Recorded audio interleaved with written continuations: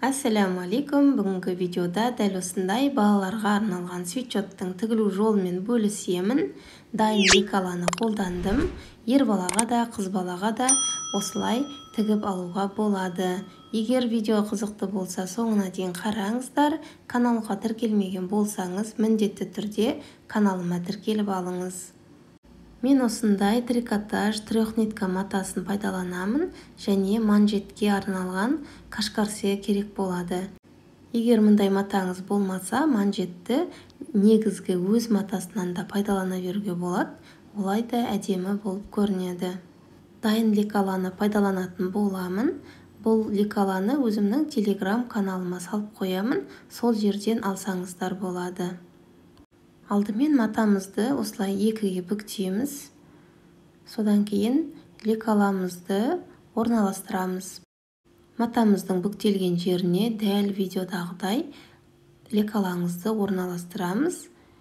Алдыңғы бойды, содан кейін артқы бойды осылай қойып, міндетті түрде инемен түйрелеп аламыз. Содан кейін жан жағына тігіске 1 см беріп, осылай қиып аламыз.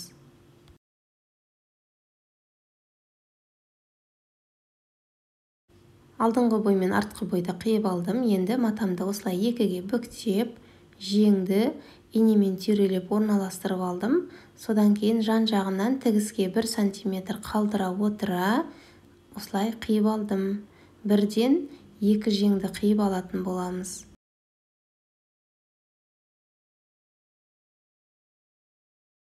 Мінекей алдыңғы бой, артқы бой 2 жеңіміз дайын. Енді тігуге кірісеміз. Алдымен назар аударыңыз, артқы бойға жеңнің артқы жағын орналастырып, осылай оң бет мен оң бетін бір-біріне беттестіріп, инемен түйрелейміз міндетті түрде. Содан кейін барып тігіп алатын боламыз. Мына жерде қарасаңыз, алдыңғы жағы қысқалау болады да, артқы жағы сәл ұзындау. Сол жерін шатасып алмаңыз. Мінекей оң бет мен оң бетін беттестіріп, міндетті түрде инемен түйрелеп, содан кейін тігіп аламыз. Мен бірден оверлокпен тігетін боламын. Егер сіздің оверлогыңыз болмаса, онда уайымдамаңыз. Түзеу тігіспен тігіп, содан кейін зигзагтап алсаңыз болады.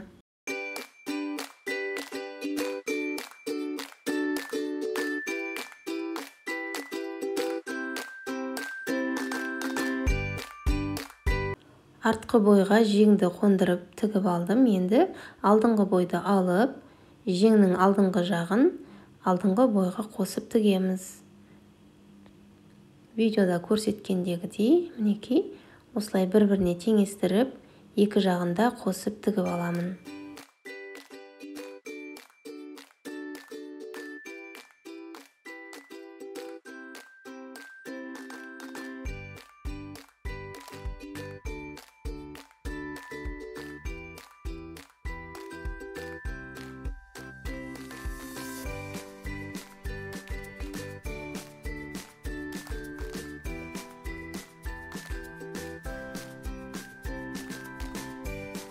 Енді осы екі жан тігістерін тігетін боламыз.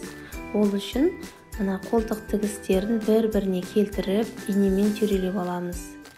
Міндетті түрде тігістері бір-біріне келіп тұруы керек, соған мұқият болыңыздар. Осылай инемен түйрелеп алып, содан кейін екі жанын тігіп шығамыз.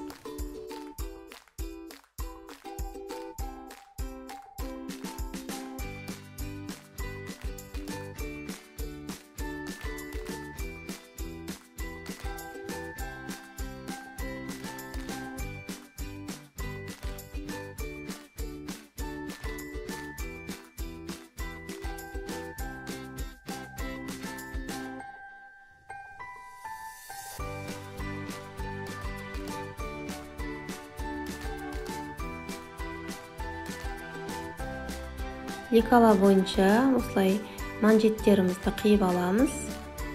Осы екі жеңіне және мойнына және астыңғы жағына алдымен екі жандарын қосып тігеміз барлығының. Мойынды бір-біріне тігістерін келтіріп, теңестіріп аламыз. алдыңғы және артқы жағынан осындай центрін тауып, сол жерге манжетімізді қондырамыз. Артқы жағына тігісті қойып, осылай инемен түйрелеп аламыз. Және алдыңғы жағында осылай центрлерін тауып, инемен түйрелеп аламыз. Жан жағынан инемен түйрелеп, сосын айналдырып тігіп шығатын боламын. Дәл осылай екі жеңіне және етегіне де манжеттерін қондырып аламыз.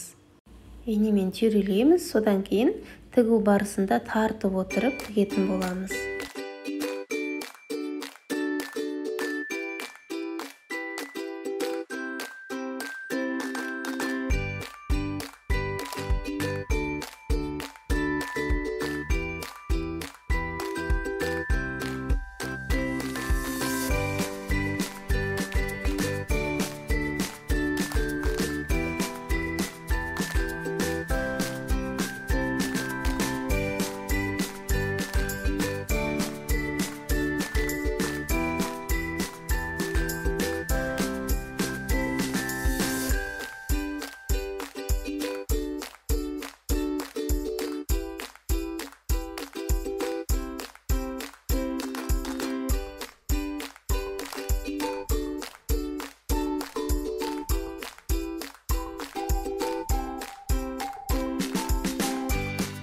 Осымен біздің свитшотымыз дайын. Енді бір жақсылап үтіктеу қалды.